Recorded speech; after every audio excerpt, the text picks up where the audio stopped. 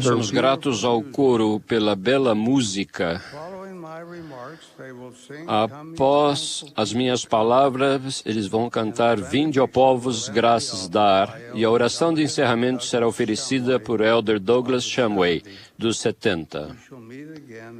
E vamos nos reunir novamente às 2h.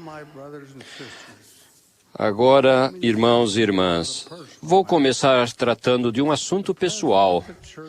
O presidente da igreja pertence a toda a igreja. Sua vida não é exclusivamente sua. Sua missão é a de servir. Agora, como todos vocês sabem, estou um tanto quanto velho. Estou junho passado, eu fiz 96 anos de idade. Tenho ouvido de muitas fontes que existe grande especulação quanto à minha saúde. Vamos esclarecer isso. Se eu ainda permanecer alguns meses mais, serei o presidente da igreja a servir com idade mais avançada dentre todos os que me antecederam. Não falo isso com empáfia, mas com gratidão. Em janeiro passado, passei por uma cirurgia séria.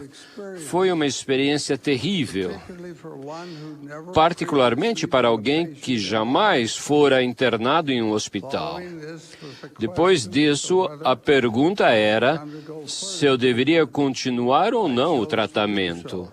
Resolvi fazê-lo. Meus médicos chamam o resultado de milagroso. Sei que os resultados positivos vieram de suas muitas orações por mim. Sou profundamente grato a vocês.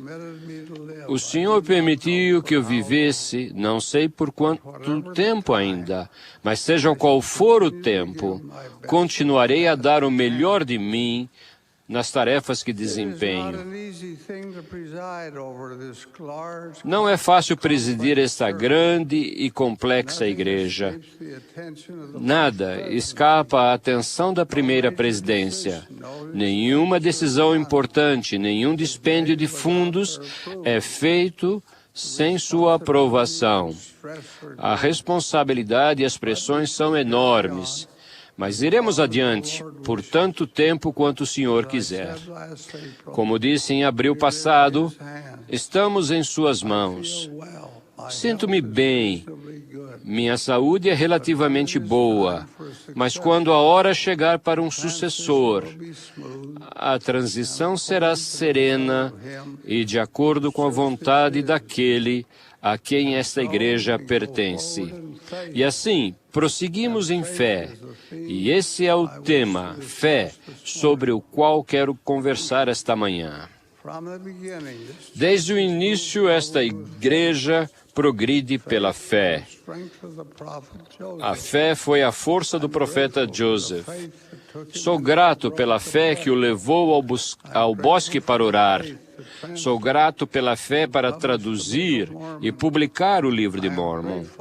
Sou grato por ele ter procurado o Senhor em uma oração que foi respondida com a concessão do sacerdócio arônico e de Melquisedeque. Sou grato porque, pela fé, ele organizou a igreja e colocou-a no curso correto. Agradeço a Ele pelo dom de sua vida, como testemunho da verdade de seu trabalho. A fé foi também a força motriz por trás de Brigham Young. Reflito com frequência na enorme fé que ele teve para trazer um número imenso de pessoas para povoar este vale do Lago Salgado. Ele pouco sabia da área. Jamais a havia visto, exceto em visão. Ele não sabia quase nada do solo, da água ou do clima. E ainda assim, quando olhou pela primeira vez para o vale, disse sem hesitação: este é o lugar certo, prossigam. E o mesmo acontece com cada presidente da igreja.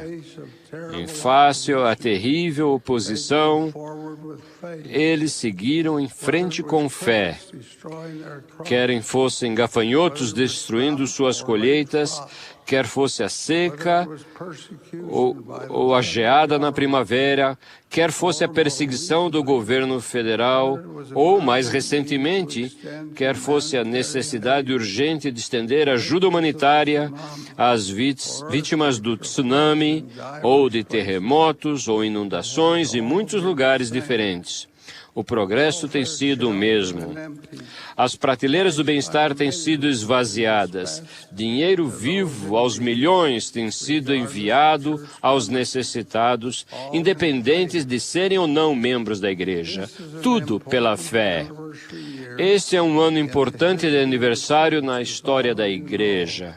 Como vocês sabem, é o sesquicentenário da chegada das companhias Willys e Martin de carrinhos de mãos e das companhias de carroções de Hunt e Hodges que os acompanharam. Muito foi escrito no que se refere a isso, e eu não preciso entrar em detalhes. Todos vocês estão familiarizados com a história. É o suficiente dizer que aqueles que empreenderam a longa jornada, desde as Ilhas Britânicas até o Vale do Grande Lago Salgado, começaram sua viagem pela fé. Eles tinham pouco ou nenhum conhecimento do que enfrentariam, mas foram em frente. Iniciaram sua jornada com grande expectativa. Essa expectativa diminuiu gradualmente à medida que rumavam para o oeste. Ao começarem a tediosa jornada, seguindo o rio Platte, e depois ao subirem o vale do Sweetwater, a fria mão da morte levou muitos deles. Seu alimento foi racionado, os bois morreram, seus carrinhos quebraram, tinham trajes e roupas de cama inadequadas, as tempestades vinham furiosas, eles buscavam abrigo, mas não encontravam, as tempestades rugiam ao seu redor, eles literalmente morriam de fome, dezenas morriam e eram enterrados no solo congelado. Felizmente, encontraram-se com Franklin D. Richards, que retornava da Inglaterra. Ele tinha um transporte leve, puxado a cavalo, capaz de viajar muito mais rápido. Ele veio para o vale. Era esta mesma época do ano. A conferência geral estava em sessão. Quando Brigham Young recebeu a notícia, colocou-se imediatamente diante da congregação e disse: "Darei agora o assunto e o texto para os eldres que vão falar hoje e durante a conferência. E é este. Neste 5º dia de outubro de 1856, muitos de nossos irmãos e irmãs estão nas planícies puxando carrinhos de mão. E provavelmente muitos estão a 1.125 quilômetros deste lugar. Eles precisam ser trazidos para cá. Temos que mandar-lhes ajuda. O texto será: tragam-nos para cá. Quero que os irmãos que vão falar entendam que seu assunto é o povo que está nas planícies. E o assunto importante para esta comunidade é de mandá-los buscar trazê-los antes que o inverno fique forte demais. Conclamos os bispos no dia de hoje. Não esperarei até amanhã, nem até o dia seguinte, para reunir 60 boas mulas e 12 ou 15 carroções. Não quero mandar bois, quero bons cavalos e boas mulas. Eles existem nesse território, é preciso reuni-los.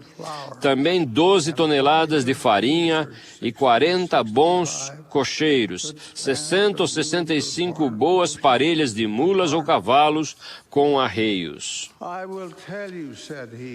Digo-lhes que sua fé, religião e consagração à religião jamais salvarão sequer uma alma no reino celestial de nosso Deus, a menos que possam cumprir da mesma maneira os princípios que lhes estou ensinando agora.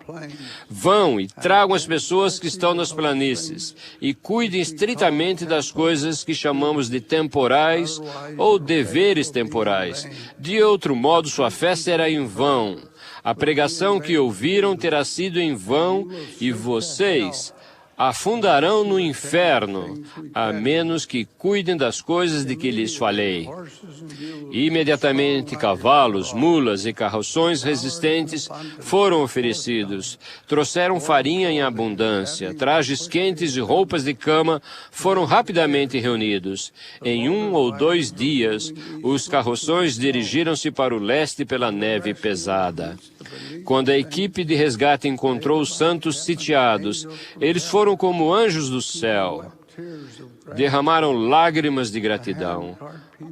As pessoas dos carrinhos de mão foram transferidos para os carroções, para viajarem mais rapidamente até a comunidade de Salt Lake. Cerca de 200 morreram, mas 1000 foram salvos. Entre os que enfrentaram essas horrendas circunstâncias nas planícies, estava a bisavó de minha esposa. Ela fazia parte da companhia Hunt de carroções. Hoje, o túmulo de minha esposa no cemitério de Salt Lake City tem vista para o túmulo de sua bisavó, Mary Penfold Goebel, que morreu nos braços da filha ao entrar neste vale. Ela foi enterrada no dia 12 de dezembro de 1856. Perdera 3 de seus filhos durante aquela longa jornada. Os pés de uma das filhas que sobreviveu estavam gravemente congelados. Que história é essa? Cheia de sofrimento, fome, frio e morte.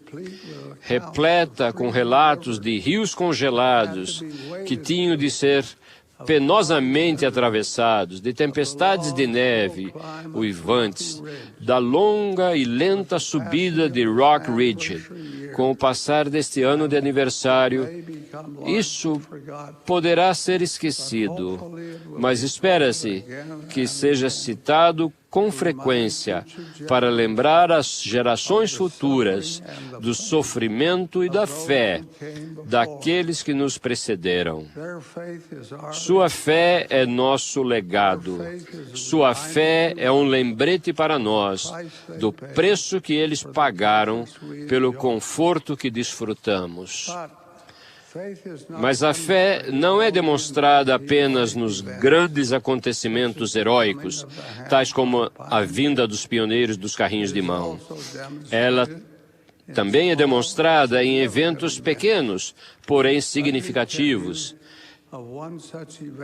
Deixe-me narrar-lhes um deles. Quando o templo de Manta, Utah, estava em construção há cerca de 120 anos, George Francis Paxman trabalhava como carpinteiro que fazia os acabamentos. Ele e a jovem esposa Martha tinham um filho e esperavam outro. Enquanto levantava uma das pesadas portas na parte leste do templo, George teve uma hérnia estrangulada. Sentia dores terríveis. Marta deitou-o em um carroção e levou-o até a cidade de Nefe, onde o colocou no trem e levou-o até Provo. Lá ele faleceu. Recusando-se a casar novamente, ela ficou viúva por 62 anos, sustentando-se com o trabalho de bordadeira. Agora deixe-me que me desvie dessa narrativa para contar que quando eu estava noivo de minha esposa, dei-lhe um anel. Quando nos casamos, dei-lhe uma aliança. Ela usou-os durante anos. Então, um dia, notei que ela os havia tirado e estava usando uma aliança de ouro que pertencera à avó. O anel havia sido dado por seu marido, George. O anel é tudo que ele tinha deixado para ela. Um certo dia, na primavera, Marta fazia uma limpeza. Ela tirou toda a mobília da casa para limpar tudo. Ao afofar a palha do colchão, olhou para a mão e a aliança não estava mais no dedo. Procurou-a cuidadosamente em todos os lugares. Era a única lembrança material de seu marido. Ela revolveu toda a palha com os dedos, mas não conseguiu encontrá-la. Lágrimas escorriam-se por seu rosto. Ela ajoelhou-se e orou para que o Senhor a ajudasse a encontrar a aliança. Quando abriu os olhos, olhou para o chão e lá estava. Estou com ela agora em minha mão. É muito pequena para que todos a vejam. É de ouro 18 quilates, velha, arranhada e amassada, mas representa a fé possuída por uma viúva que rogou ao Senhor em seu momento crítico. Tal fé é a fonte da atividade. É a raiz da esperança e da confiança. É esse tipo de fé simples que todos nós precisamos de mais. No trabalho contínuo desta grande causa, mais fé é o que nós realmente precisamos. Sem ela, o trabalho estagnaria. Com ela, ninguém pode parar o seu progresso. Disse o Salvador: se tiverdes fé como um grão de mostarda, direis a este monte: passa daqui para colar, e há de passar. E nada vos será impossível. A seu filho Elamã, Alma declarou: prega-lhes arrependimento e fé no Senhor Jesus Cristo. Ensina-os a humilharem-se, a serem mansos e humildes de coração. Ensina-os a resistirem a todas as tentações do diabo com sua fé no Senhor Jesus Cristo. Que o Senhor nos abençoe com fé na grande causa da qual somos parte. Que a fé seja como uma vela para guiar-nos à noite com sua luz. Que ela siga diante de nós como uma nuvem para guiar-nos durante o dia enquanto oramos. Por isso, humildemente eu oro naquele que é a força de nossa fé, o Senhor Jesus Cristo. Amém.